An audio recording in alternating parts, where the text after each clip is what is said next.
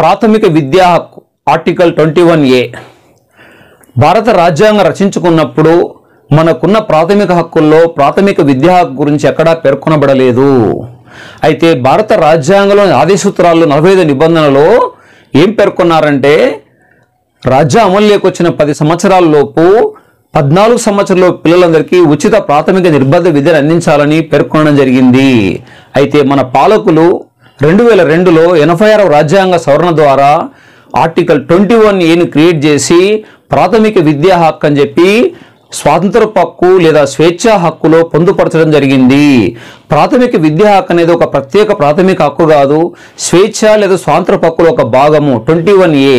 ఈ నిబంధన ప్రకారం ఏంటంటే ప్రభుత్వం 6 నుంచి 14 సంవత్సరాలలోపు పిల్లలందరికీ ఉచిత ప్రాథమిక విద్యను అందించడం ప్రభుత్వం యొక్క బాధ్యత. అయితే భారత పార్లమెంట్ 2009 ఆగస్టు 4న పార్లమెంట్లో ఆమోదించి చట్టం చేయడం జరిగింది. అయితే ఈ చట్టం రైట్ టు ఎడ్యుకేషన్ చట్టం అనేది ఏప్రిల్ 1, 2010 నుంచి అమలులోకి వచ్చింది. ఈ విద్యా చట్టంలోని ముఖ్యమైన విషయాలు: పాఠశాలల్లో పిల్లలు పూర్తి సమయం విద్య పొందుతున్నారు లేదా అని చెప్పి పరిశీలించడము. నెంబర్ 2 ఏంటంటే పాఠశాలలో కనీస ప్రమాణాలు అంటే తగినంత సౌకర్యాలు పొందుతున్నారా లేదా, కల్పించబడుతున్నా లేదా పరిశీలించడము. నెంబర్ 3 వచ్చేస్తే విద్య అవసరమయ్యే పిల్లల్ని గుర్తించడానికి సర్వే చేపట్టడము.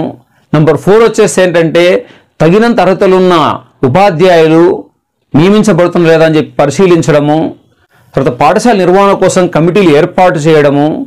ఆ తర్వాత పిల్లల పనితీరు గుర్తించడానికి నిరంతర సమగ్ర మూల్యాంకనం చేపట్టడము, కంటిన్యూయస్ కాంప్రహెన్సివ్ ఎవాల్యుయేషన్ CCE చేపట్టడము ఈ చట్టంలో పొందుపరచబడ్డ కొన్ని ముఖ్య అంశాలు.